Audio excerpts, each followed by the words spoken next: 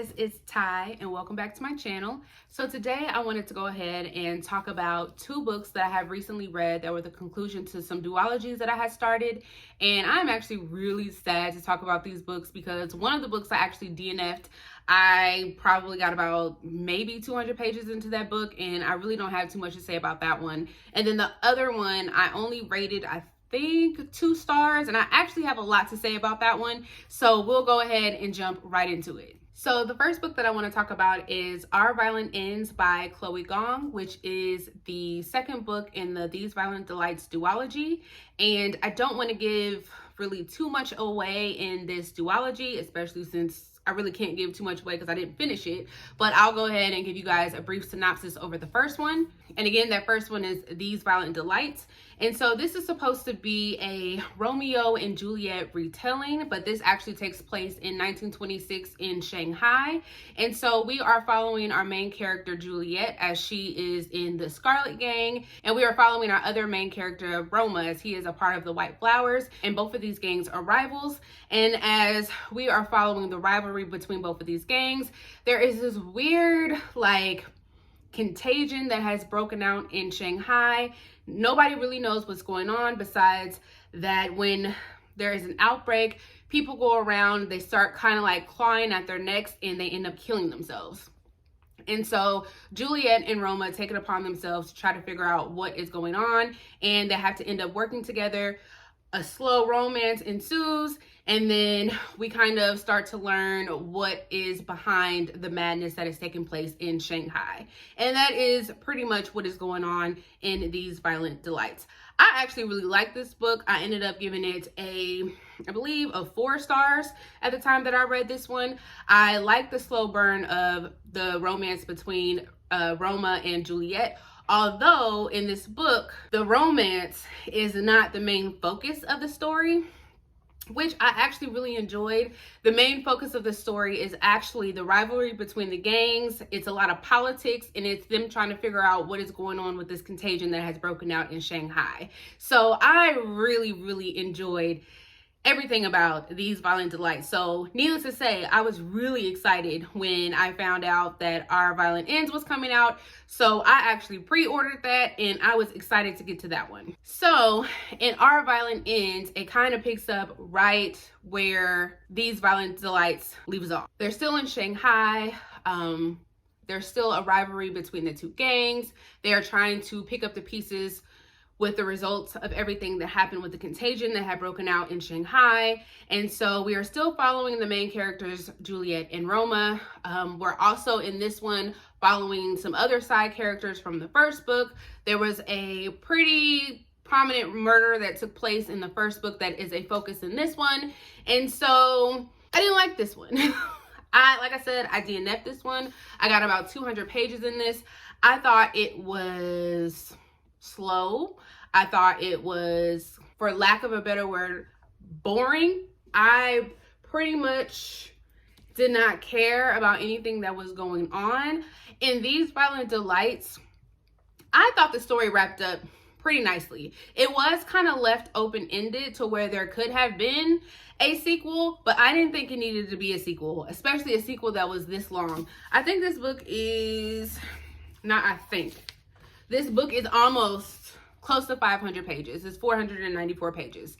It's too long. This follows too many points of view. In These Violent Delights, it was only following Juliet and Roma's perspectives. In this one, we have Juliet, Roma, a couple cousins. It was doing too much. They were trying to focus too much on, I kind of feel like there was a lack of focus on what they were trying to focus on. They didn't know if they wanted to focus more so on another outbreak that had happened or if they wanted to focus on the politics. I don't think it was really clear, and it was a lot that was going on, and none of what was going on I cared about.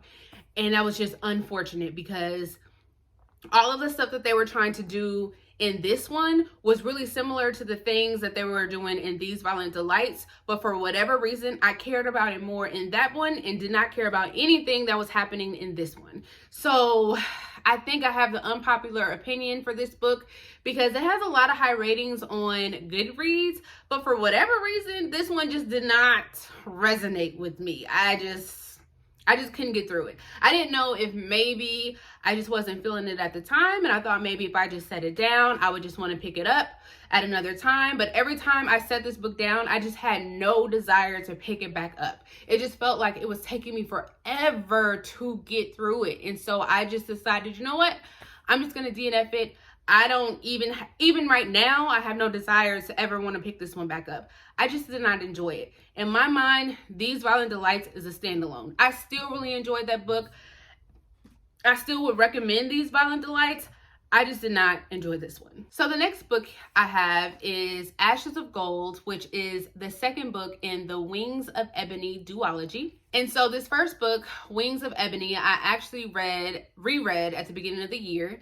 And so in this book, we are following our main character by the name of Rue. And Rue is from the neighborhood of East Row, which is in Houston, Texas. And so we find out very early on in the story that it has been a year since the death of her mother.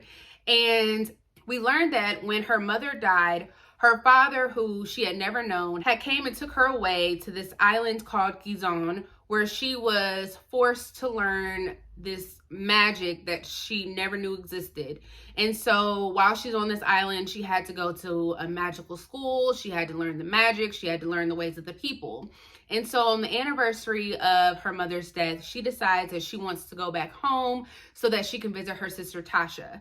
So she ends up going back home, but she's been spotted. And because of that, the ruler of this island, he goes by the name of the Chancellor, decides that he has to kill the person that has spotted her. And the person that has spotted her turns out to have been her sister Tasha. So she has to prevent her sister from being killed, which means she has to jump back and forth between East Row and Gizan. And while she's doing all of that, she also learns that there's more to the magic that she's learning, that she has been learning for the past year. And she learns that there's a whole nother group of people that lives on this island, and that there's a whole nother magic system that's also on this island as well. So I ended up giving this book a 5 stars.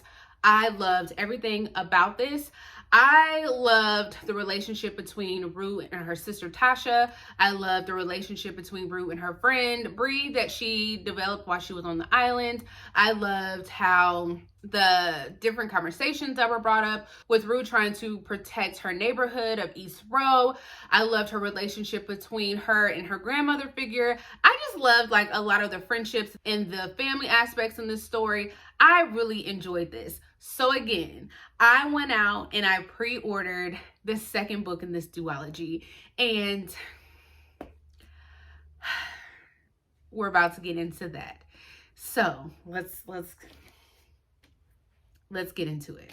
In Ashes of Gold, we are following Rue at the very end of the events of Wings of Ebony. In Wings of Ebony, we are following Rue as she is actually going back and forth between East Row and Gizan a majority of the book. So we're in both places. In this one, we are primarily in Gizan, and I think she only goes back to East Row twice, and she's not there very long. So in this one, we are following her as she is trying to get the magic back for her people, and she is trying to take down the Chancellor. That's all I can tell you without giving any spoilers. I actually ended up only giving this book 2 stars. I had a lot of problems with this book. To start off with, this book took me a long time to get into. I think from the very first page in Wings of Ebony, I was hooked. I probably finished that book in a couple days. This one took me over a week to finish. Took probably about halfway before I felt like I was even invested in the story, before I felt like I was even interested enough in the story to even want to keep going. I just, for some reason, the story itself just didn't hook me. I don't know if it was the setting, just because we were just stuck in Gizan the whole time. I'm not sure what it was, but the story just didn't hook me like it did in Wings of Ebony. The second thing that really just grinding my gears in this book was Rue's character development. So in Wings of Ebony, I just felt like by the end of that book, Rue was like this really strong girl. She was so tough, and she was this girl that really just wanted to protect her friends, her family. She wanted to protect her neighborhood. She wanted to protect the people of Gizon. Well, certain people of Gizon, not everybody. Certain people of Gizon. She wanted to really be there and be the voice of the people. That is what she wanted. She was ready for that role. She was ready to take on that role. She was ready to be that for the people. This, I don't know what happened between that book and this one, but that is not the Rue that we got in this book. In this book, we got a Rue that was scared to make any decisions. At the first sign of a mistake, she was ready to shut down. She was ready to give the reins to somebody else. She was just not that strong girl that we had in the first book. At the very beginning of this book, there was like an initial like battle scene that we had between her, some people, and the Chancellor. That's not a spoiler, it happened really early. And it didn't go well.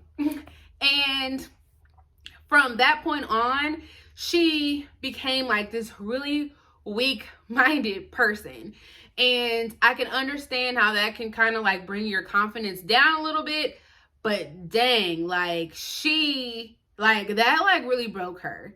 And that just really disappointed me, because I would have felt better if at the end of Wings of Ebony, if we would have got a character that just still maybe wasn't so sure of herself, and then going into this one, maybe she still wasn't so sure of herself, and then she would have been broken down a little bit. Okay, I would have understood that. But for us to have such a strong character who was just so ready and so determined and ready to just fight everybody, and to have one mistake and to have one thing go wrong, and then all of a sudden you're just like done, you're ready to give up. That was just so frustrating to read. And then to have to go through the whole book for you to be like, oh my gosh, I don't know if I can do this. I don't know if I'm ready. And for everybody to constantly have to be like, no, you're ready. We believe in you. You got this. And it's like everybody has to keep trying to build you up, like the whole entire book. It's like, that is not the same person. Like, what happened? That was kind of annoying. And then the next thing that I just did not like was her friend Bree. So in this world, they do have magic, but her friend Bree is like this girl that's like super smart, and she can make all of these fancy gadgets. And so while they're on like this quest to try to figure out how to get these people their magic back after the Chancellor stole it, every like bad situation or any trouble that they got into, like her friend Bree literally had like a bag of tricks. And I mean like literally she had a bag that had all of these gadgets that just magically she had a gadget that could get them out of every bad situation that they were in. It's like they just couldn't figure it out for themselves. It's like, oh, we came into this situation. Bree, what you got in that bag that can get us out of this? And it was like, seriously? Like, really? That was dumb.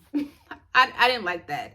Then we had this like weird love triangle thing that I just didn't really care about. And the thing that I really liked in the first one was like her relationship between her sister. Like that is what I really connected with, was like Rue and Tasha's relationship. That's what I really loved.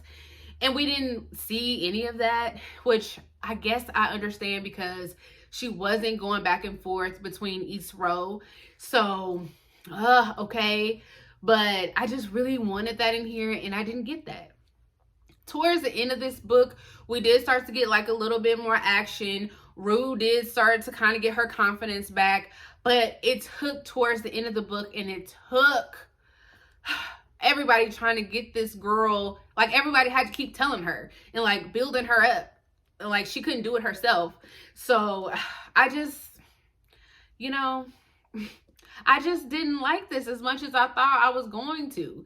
And I really wanted to. And this cover is so pretty. But I just didn't, I think I just wanted so much out of this. And I just did not get everything that I wanted, which is so sad. So sad. Just unfortunately, I'm just disappointed by both of these reads. I think my expectations were just set too high and I just kind of wanted more for both of them. So that is all that I have for you guys, and I will see you guys next time. Bye.